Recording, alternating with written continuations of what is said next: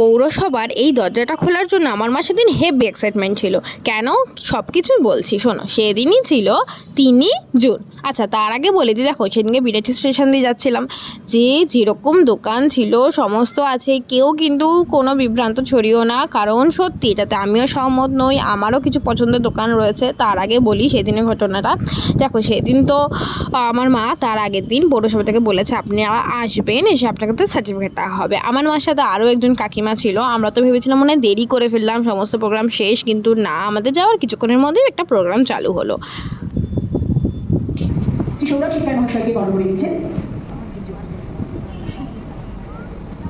আমরা বরণ করে নিচ্ছি আমাদের এই অঞ্চলের 110 নম্বর উত্তরের সম্মানীয় বিধায়ক শ্রী সৌরভ শিক্ষার মহাশয়কে।